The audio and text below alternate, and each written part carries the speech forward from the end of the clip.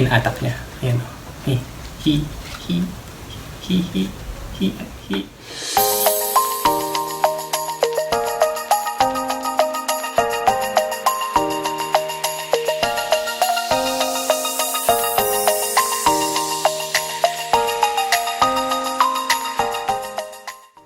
Hi, I'm Aris. Plant Chippy on Instagram. So, finally,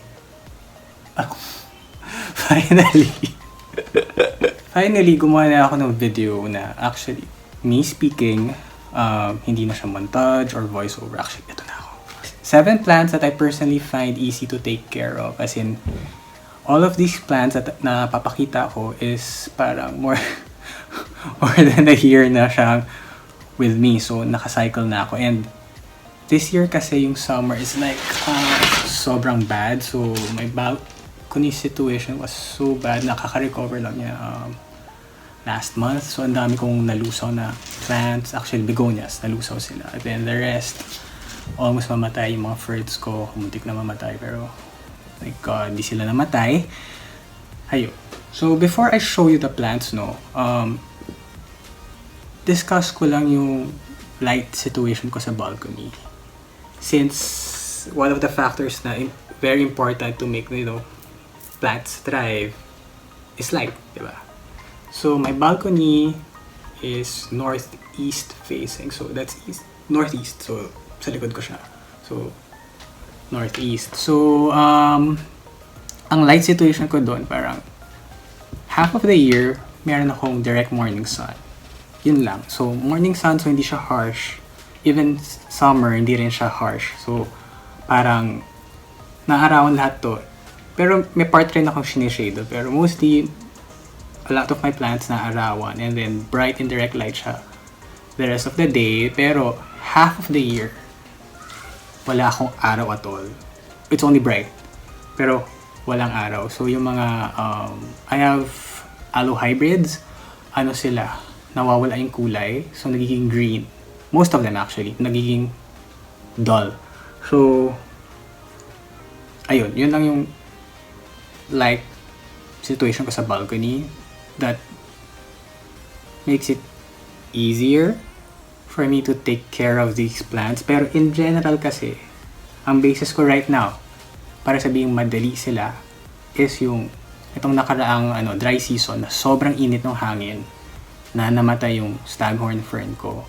And these guys actually survived. In fact, parang, wow, buhay kayo. You know what I mean? Oh, wait lang. Okay. So, ayun. So, I'll start with begonia. This one. This is, wait. What's up? Say bye-bye. Bye-bye, Yoki. Go. So, begonia. This is begonia aconitifolia. So, naisip natin parang, wow, sobrang init, tapos naka-outdoor. So, begonia. Most people na alam ko may begonia, nalusaw eh. So, with itong begonia to medyo sturdy, medyo, apparently, kaya niya ink ng summer. And medyo, unlike other begonias na nalulungkot pag nauuhaw, ito hindi, because nagpo-form siya ng codex. Ayan, so it actually stores water. So, mas nakakaya niya yung mauhaw. Actually, hindi matubigan on schedule. So, ayun siya. So, this plant number 1, begonia aconitifolia. Pretty easy. Actually, nasa shelf siya sa balcony ko. So, hindi talaga siya tamaan ng ilaw. So, it's more like bright indirect light lang. And ito siya ngayon. Happy naman. And then, nakakatuwa rin siya kasi nag-offset siya. So, ayan. para dumami, nag-offset siya. So, ayun. Plant number 1. We go in a continuifolia. Next, we have a euphorbia. Pero it's not the euphorbia na isipin nyo na parang mukhang cacti or cactus. Ito, this euphorbia, nagko-codex rin siya. And, medyo hindi siya maganda ngayon because I think it's a time of the year na naglalagas siya. Ayan. So, mayroon siyang mga yellow. Pero, ayan, this one, very pretty, very easy. So, magko-codex siya. Actually, hindi ko alam kung may codex na siya beneath. Kasi nilubog ko siya. So, hindi ko alam ano nangyayari sa ilalim. And, I think hindi ko pa rin siya bubungkalin or i-erase. Kasi, sabi nila, the more na matagal nakalubog yung supposedly codex, lalong lumalaki sa ilalim ng lupa. So, ng medium pala, or lupa anyway. So, ayun siya. So, hindi ko pa siya tinitignan, hindi ko pa sinisilip. Pero, based sa, since nakuha ko siya, kasi, like I said, most of my all of these plants, I discuss ko more than a year na with me. Naka one full cycle na ako with them. This part was so thin. Ngayon, mataba na siya. So, I am assuming na, maybe I can safely assume na sa ilalim na ito mataba na. But I'm still not gonna raise it. Kaya, ganyan pa rin itsura niya.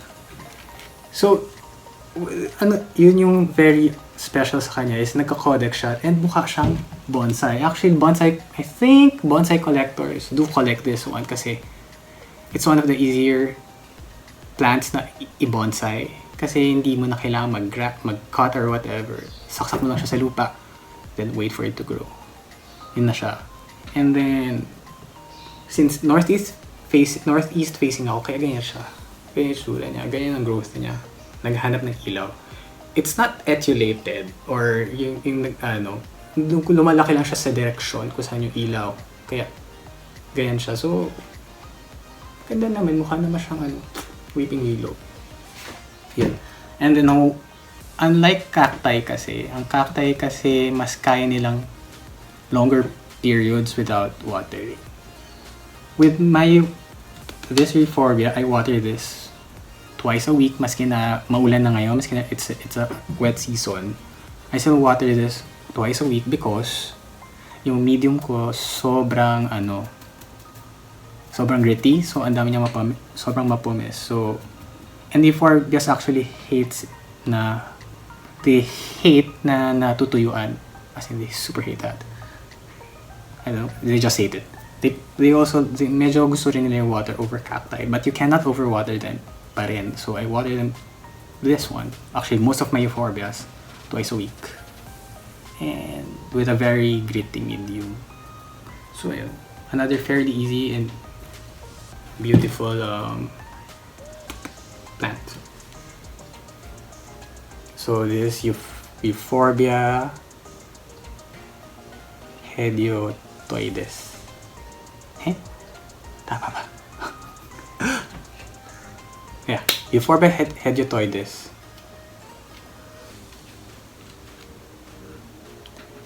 Next, we have another euphorbia.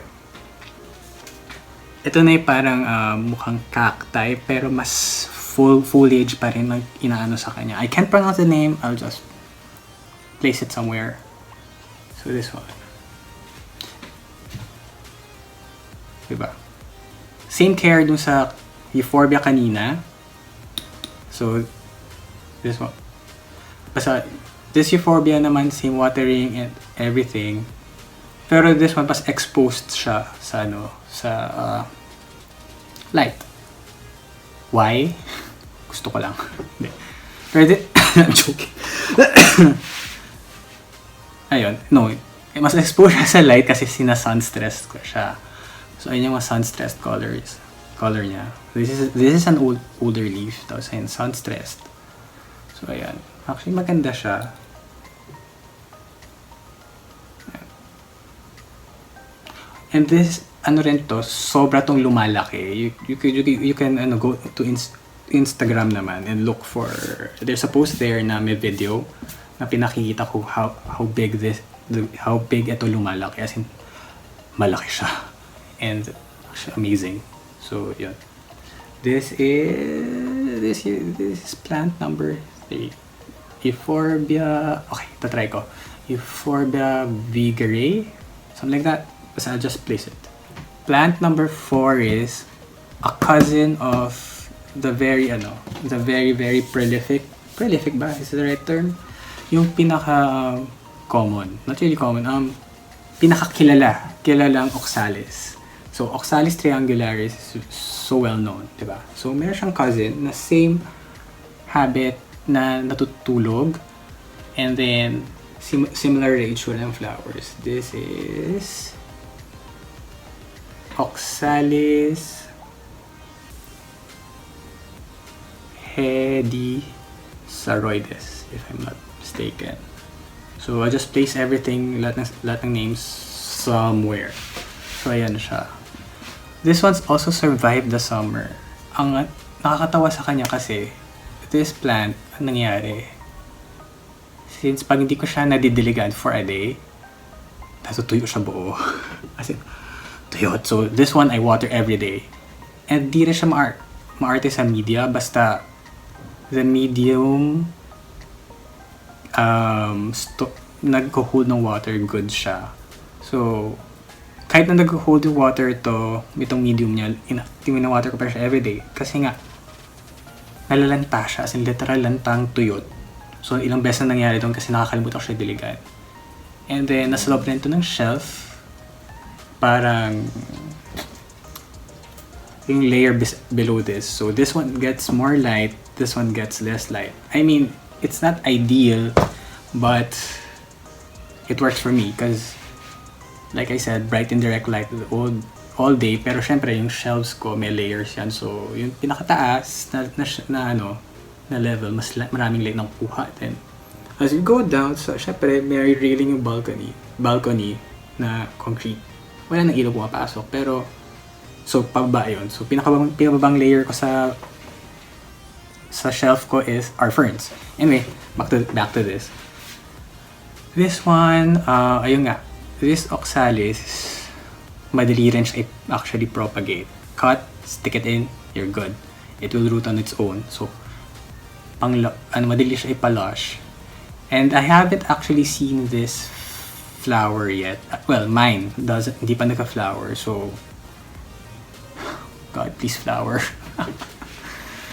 pero ayun, sana mag-flower na siya kasi maganda yung flower niya. You can look it up on Instagram again, or in fact online.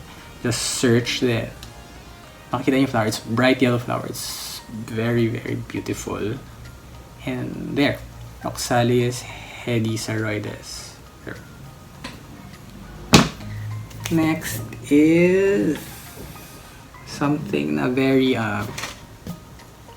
something that people love. Stephania erecta. Ayan. Okay. Ito kasi this one nasa may ledge, so lagi ito natatamaan ng araw. So kasi most, I think, sellers or hobbyists na mas matagal sa akin, they recommend na bright and direct lang. Hindi ako fan ng super leggy na hindi ako fan ng super leggy na erecta. So in-expose ko talaga siya sa super light. So morning sun talaga siya lagi. Ayun.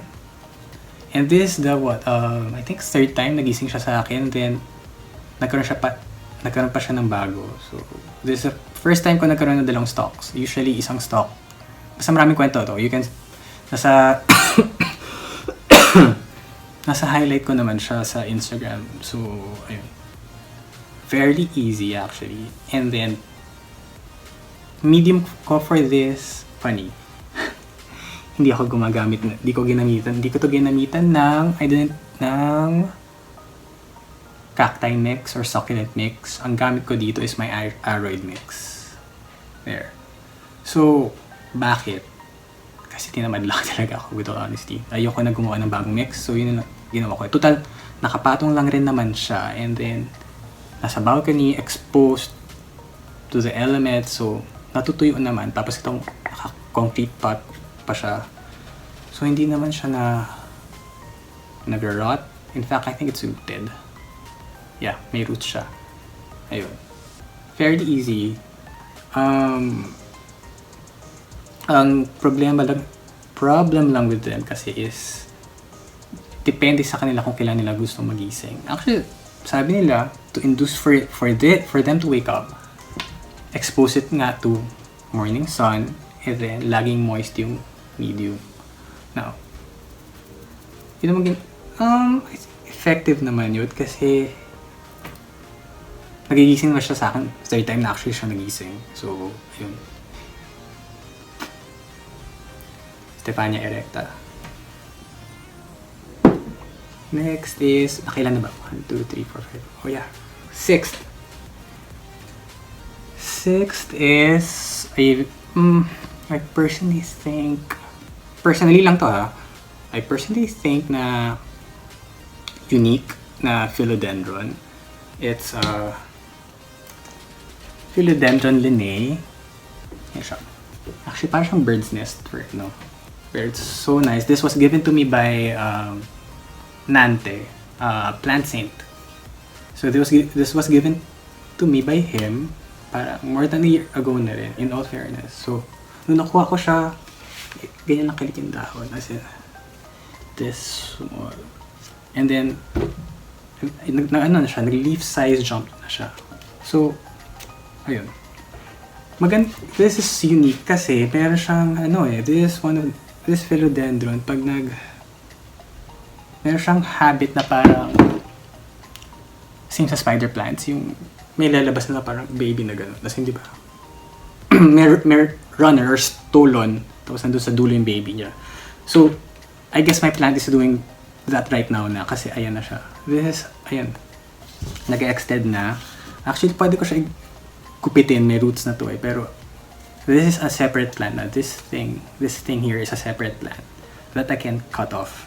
So yun, parang spider plant siya pag hindi siya nakakaakyat. So naglalabas siya ng runners or stolen. If the stolen is the correct term. Pero ayun, naglalabas siya. So nag-upis na siya sa akin maglabas. And to think, napakaliit niya. And we all know, and philodendron, in general, malalaki silang halaman. As in, super big plants. So, philodendron in cultivation are smaller kasi hindi natin nabibigyan ng proper growing conditions for them to grow. Kasi usually, most of them are vines. They need to climb to have bigger leaves to grow and even to mature and have to mature and produce flowers or inflorescence. So ayun. So nakakagulat rin. Actually personally nagulat ako kasi naglabas na siya ng baby. So very unique. One of the pinaka-unique na philodendron. And then nag-survive rin siya sa init ng summer actually. I mean mukha siya haggard. sobrang sa ilaw pero I only water this once a week. Well, twice a week nung summer, pero usually once a week. And pag nakikita ko siya, ito yung medium. Kakadili ko lang yesterday, so ayun siya. Basa. And finally, one of the most mundane philodendron, yun sa gilid ko, ito. Philodendron burl marks. Iba pa yung philodendron burl marks eh. This one is philodendron burl marks that we all know and love na sobrang rampant and sobrang hyped. I think if that's the right term, yung variegated version. Yan siya. I've had this. Actually, this is one of my very first philodendron because nag-umpisa kasi ako ng cacti and succulents. And then, late 2018 ako nag-start with aroids. So, tropical plants. So, early 2019, isa to sa pinakaunang aroid na nakuha ko. And, it wasn't this big back then. Lalagay ko na kung itsura niya somewhere back then. So, this philodendron burl marks with quotes. So big actually. As in, so big. Ang laki niya. Na. Actually, wait. Oh my god. Guys, ayan, ang effort. Malaki siyang halaman. There. So when I got this actually, ang dahon niya was this big, I think. Ayan. Yan na siya kalaki. Ngayon, ang pinaproduce na niya. Oh my god. And to think, di ko pa itong papaklaim. Ang pinaproduce niya na. Kaya na siya kalaki. So, compare naman the sizes. Kita ba? Ayan o. Kita. Sobra na. Ayan na. So, it's one of the ano. And then, actually, nahirapan ako ipasok to kanina kasi grabe yung roots. Grabe yung aerial roots niya. Wild. So,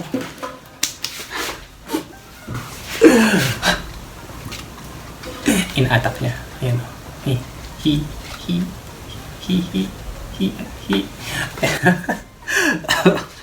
Ayun, this is one of the most forgiving philodendrons ever. As in, sobrang forgiving. As in,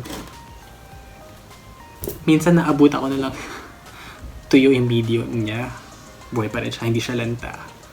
And ngayon, I think kailangan ko na rin siya i-repot. Kasi, hello. Time, sabi niya, Aris, time to repot. So, repot. I think I'll make a video for that. Pero, ayun. Hindi ko na siya i-repot kasi ang laki na niya talaga. Kung nakakuha na ako ditong 3 cuttings. So, actually, ilalapag pa lang siya dito. Ayan. Actually, hindi siya ganyan kataas. Mas mataas pa siya. So, ayun. It's one of the easiest philodendron ever. So, perfect starter talaga siya. Kung gusto mong philodendron, you can start with this and it goes wild. Super wild. And actually, it's one of the prettiest. Kasi, have a tree, idikit mo lang siya sa puno. I mean, hindi naman siya necessarily kailangan. I think, kailangan nakadikit sa puno. Kasi, it can stand on its own. It's just that, nag-top heavy na yung akin. So, kailangan siya i-pull. Pero, nung ano pa lang to, nung bago pa lang sa akin, habang lumalaki siya, it can stand it. Kasi, gano'n siya nag-ano siya babalik ko sa mesa. Ang dami niyang growth points. Kasi sobrang dami growth points. Ito yung back. Advantage of having one side lang yung source of light. All plants face there, so makikita natin yung likod. So, ayan siya. Hair roots and all. As you can see, so kung nakikita, ang dami niyang growth points. This is one of yun yung maganda sa kanya. Ang dami niyang growth points sobra. As in, oh guys, mabilis siya mag-lush. Kung if you want lush plant, gusto niyo ng lush agad or mabilis mag-lush talaga. It's this one. It's very easy and forgiving. Actually, parang mid-light na nga siya kasi nga ganyan naman. Laki. But for me, since nasa balcony lang meron ako eh. So I can't really have super big plants kasi hello Aris, balcony ka lang. Baka lamunin ka na, di ba? So baka lamunin ako ng halaman ko. For me, this one, no, is too big. Although it's not really big, but for me, it's already big. Kasi nga, balcony lang naman yung space ko. So, di ba, parang, bakit ako maghahangad sa sobrang laking halaman sa space kong maliit? E di magkakandirit ako dun. E di nahirapan ako baka tumilapod pa ako sa railing ng balcony ko sa sobrang laki, di ba? Walang walking space. So, ayun. So, point is, parang, know your space rin. Ilasan ko sa know your space, know your limit, know the size of plants that you can manage. Aside from the number of plants, as in literal, the size ng plant na kaya may manage, naalagaan or i-move around. So, me for example, this one, hirap na ako galawin to. So, irirapat ko pa siya into a bigger pot. So, mas lalaki pa siya. So, mas lala ko may pahirapan ko lang yung buhay ko. Alangan na, tapon ko naman to, di ba? Inalagaan ko to. So, ayun lang. Unsolicited tip. Know your space. Know how big a plant you can manage and accommodate sa space mo. Kasi iba pa rin number, pero plant size, yun, no. Alamin mo, you have to know your limit and you really have to know your limit kung gaano kalaki yung plant ng kaya mo. So these are the plants na I personally find easy alagaan na based sa this year, kinaya yung init ng summer kasi grabe talaga yung init ng hangin noon. And I live in Quezon City. Grabe talaga. So, these plants actually survive that heat. They survive the hot air. So, medyo hindi kayo kakabahan. Kahit kinait ang begonia na to yung init. So, imagine how sturdy this begonia is. I mean, yes, we have kawawag foliage, pero hindi siya nalusaw. Ayun, kinaya. That's it. Pasingit. This one, sturdy siya, pero supposedly sturdy, I think. Pero it's actually an easy begonia. Pero I transferred this inside. Ito lang yung halaman ko inside, in my room. This is begonia, I don't know, Sophie Cecil, I think. I'm assuming, but I'm not sure about the ID. Pero, ayun. Nung pinasok ko siya, nung summer, muntik na tumamatay. Pinasok ko siya, ayun na siya ulit ngayon. Wash. So, this is my only plant indoors. So, hindi ko na siya sabihin na easy, na nasa labas or sa balcony or sa garden. Kasi, nabuhay lang siya inside my room. So, there. 7 plants na very easy to take care of, na kinaya yung init ng summer ng Pilipinas. That's actually very good for beginners or yung mga nangangapa. They're quite safe to take care of. Hindi kayo matotrauma. These plants are like with me for more than a year. So na-cycle ko na siya ng one full cycle from dormancy and then growing season and all. Ayun na siya. So na-try ko na siya, na-test ko na siya. So of course, take everything I said with a grain of salt. Pero if you ask me, I would recommend these as, starter plants. Kasi madali eh. I hope meron kayong nakuha from what I've shown you guys. So, there. And then, follow me na rin on Instagram. That's @planttrippy. And please message me. Ask me anything plant-related or give me suggestions kung ano gusto niyo makita in my future videos. So, there.